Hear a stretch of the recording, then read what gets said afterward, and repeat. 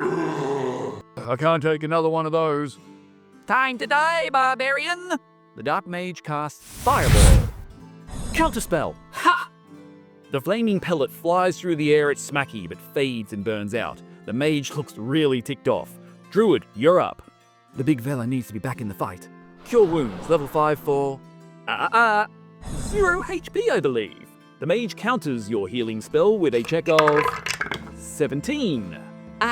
Revenge is sweet. Sick them, my skeleton hordes!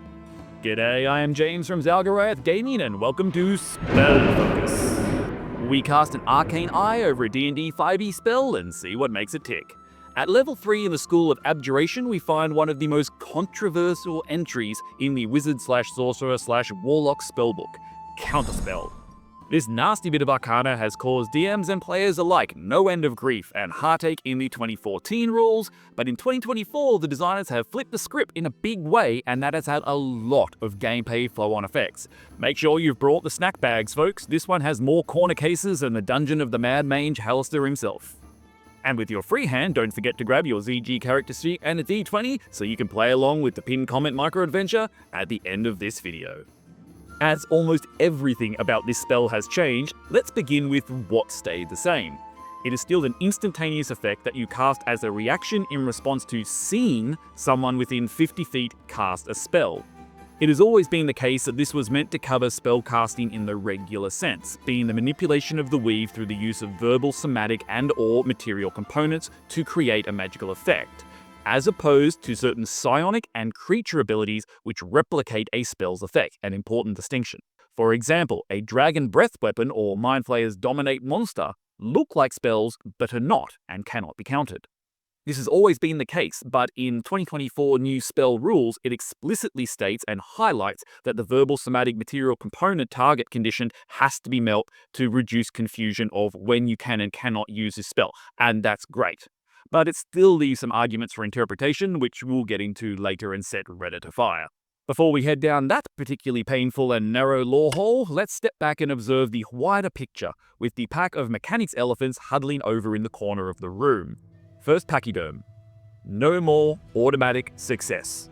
The 2014 version of Counterspell, when cast at its base level 3, nullified any level 3 spell or below, regardless of the skill difference between the caster and the counterspeller. In 2024, even countering a cantrip now requires a roll, which we'll explain later. This one change alone should signal what to expect from the new design, as it was way overpowered. No one can make any apologies on that one. It was also inconsistent with almost every other oppositional spell mechanic in the game that had a chance of failure. An extreme example, if Vector casts a fireball at your level 5 arse, you better believe it should take more than you burning a level 3 spell slot in order to stop him from incinerating you, and that is now the case. This is very quickly followed by the second massive and obvious change: no more upcasting. Previously, if you knew the level of the spell being cast at you, you could upcast Counterspell, for example, a Disintegration spell, cast Counterspell at level 6, automatic success. You nuke it. The new version of the spell cannot be upcast to improve your chances of success. So, how does the 2024 Counterspell work then, if you can't auto-nerf the attacks? Well, it's now more similar to what happens in 2014 if you tried it on a spell above the level of the cast that you have made. In that scenario in 2014, if you use a level 3 counterspell to take on the level 6 disintegrate spell, you, as the counterer, needed to make an ability check using your spellcasting ability modifier at DC 10 plus the spell's level.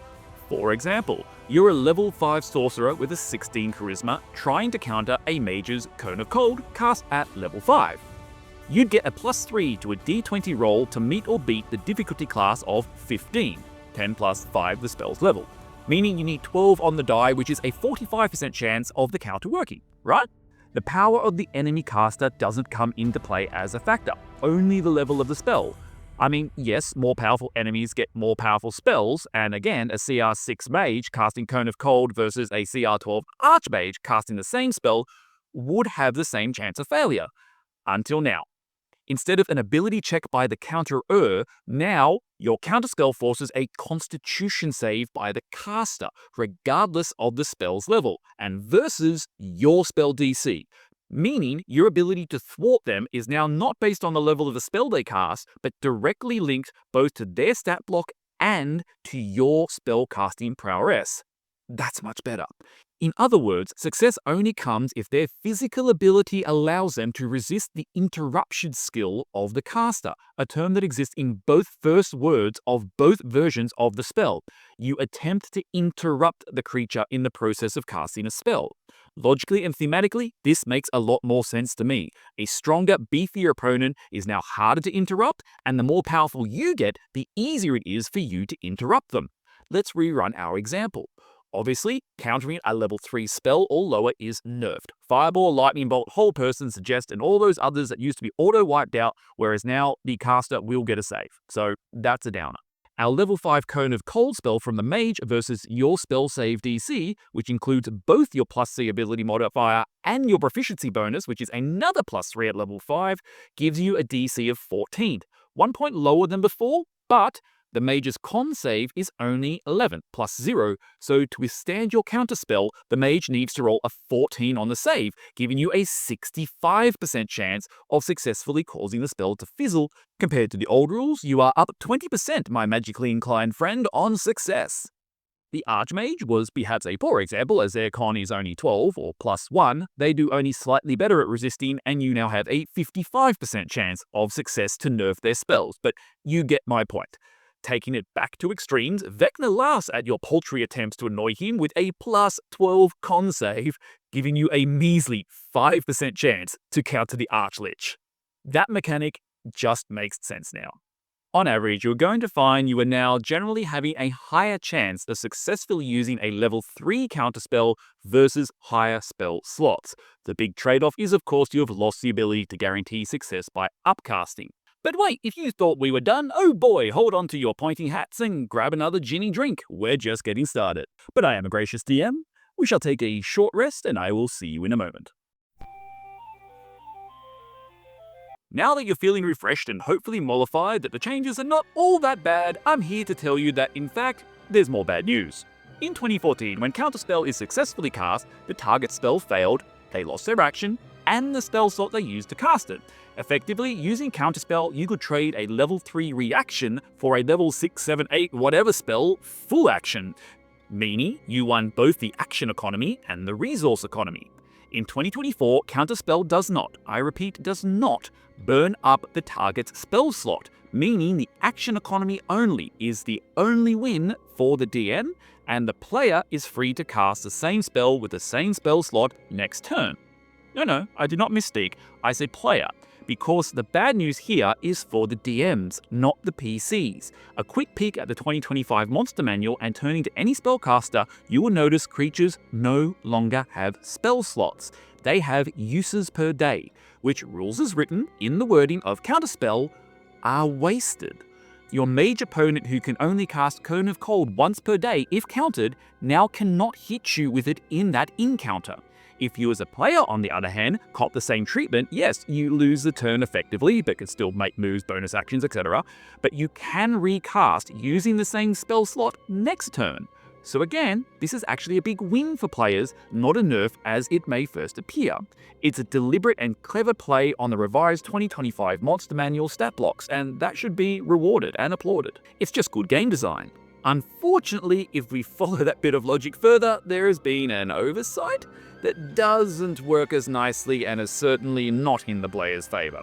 What happens now if you want to counter a counterspell? Well, that has become tougher for players and controversial for DMs. Changes to the wordings of the reaction and spellcasting rules tried to help avoid this annoying game of cancellation ping-pong, which I support, but they messed up. In 2014, a player could cast Fireball, be counterspelled by the mage with its reaction, but then the player could cast Counterspell on the counterspell with their reaction, as there were no restrictions on casting level spells with reactions. They simply relied on the trigger being seen. Now this has been fixed, rules as written, as creatures can only cast one level spell that burns a spell slot per turn. So the player has used a slot to cast Fireball, they cannot use a slot, even with the reaction, to cast Counterspell as it is the same turn. This seems fair. You've just been interrupted by the enemy in the middle of your casting, you shouldn't be able to switch gears to interrupt them interrupting you. So it's fixed, right? Except, as we said earlier, creatures like the mage don't use spell slots. They have uses per day. So if we hold the rules of written logic above, where creatures having uses per day, being a clever way of benefiting the players by not burning their spell slots, but punishing enemy spellcasting creatures, technically the mage could counter a player's counter spell, but not at my table. Game mechanic design is hard. Corner cases inevitably exist, especially with weird spells like Counterspell, and this is why D&D has always encouraged you to use the rules as written as a starting point and follow your bliss, as Jeremy Crawford last used to say before he went to Darrington Press. To me, countering counterspells is stupid, and I wouldn't allow it, by the same caster. If your Warlock buddy standing next to you has a reaction available, however, and they try to counterspell the creature counterspelling you, no problems. Good game, everyone, every day of the week, and maybe even inspiration for that player having such table awareness. I like to run a pretty rules-heavy table, but even I am happy to smooth over things that just don't fit logically. Nearly need another breather, but there is no time because if that wasn't a heated enough debate for you, there is another topic which plagues a seemingly innocent and simple spell. Scrolls. To be fair, this one isn't even Counterspell's fault. It's a lack of people reading the spell scroll usage rules. Can you counterspell a spell scroll? My answer is yes, because the wording of use of a spell scroll is roughly the same in both the new and old via the editions, and it says, if the spell is on your class list and you read the scroll and cast it without material components, this would imply you still need to use verbal and somatic components, which means Counterspell can interrupt them. There is also a specific mention in the rule that if casting is interrupted, remember the wording of Counterspell, the spell scroll is not lost. I call that pretty conclusive. Yes, you can counter a scroll, but it does not consume the scroll and you can use it again on the next turn. This, of course, does not apply to anything other than scrolls. Other magic items, like wands, do not require you to cast the spell using somatic components. They just happen using the item's charges. Simples, right? Next, moving on. And last one, I promise. How does Counterspell now work with legendary resistances? Now, hear me out. Either by design or coincidence, by changing the test mechanic from an ability check by the caster to a saving throw by the target, this now means that legendary creatures can use their legendary resistance to ignore counterspells. And this is a good thing. Nuking the most annoying of abilities in the powerful creatures is usually at the top of the to-do list of every party of adventurers facing up against them. They usually have big modifiers to their saving throws, and needing to fail 3 before you can start making inroads with your spells means you want to do this quickly. So you want to spam them with saving throws early, using as low a level spell as possible, but they care about failing. An adult green dragon fails its dex save versus your level 3 lightning bolt? Burner resistance to save 18 HP? Yeah, nah, says Mr. Dragon. You counterspell its only use of Geish for the day and it fails the check, you better believe it's going to use up one of those precious legendary reactions. That's about as good as an economy swap as you can hope for, and it avoids the, let's face it, anticlimactic trope where the BBEG uses their signature spell ability that makes up a big part of their challenge rating, and the dramatic moment fizzles because of the success of a level 3 counterspell. That's just my hot take anyway. I don't mind that as a player or a DM. I want battles to feel epic, and easy nerfs, I don't want them at my table. Let me know how you like to use this spell in the comments. My personal evil DM faves are countering high-level healing spells, Featherfall, or even, if you're being particularly nasty, Revivify. Counterspell can be found in the Zalgariath Gaming Wizard, Warlock, Sorcerer, and Paladin subclass printable spell card sets if you'd like a visual reminder for your table that makes this super annoying reaction an option for you, just to have close on hand.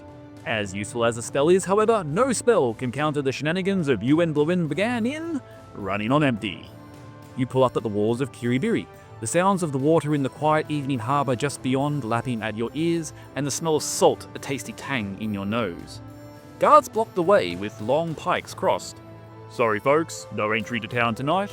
There's been a murder, and the Bergmeister says no one in, no one out until the guards get to the bottom of it. You'll have to camp outside tonight. You can tie up the horses, gate hitch, and come in the morning. Bluey rolls a patience check? Yeah, that's about right. I'm giving you free reign on this one. How do you take the news and what do you do to counter this situation? Hey, I gave you a super complicated, longest episode yet. The least I can do is allow you to give me a complex reply to this problem in the comments below. Catch you there.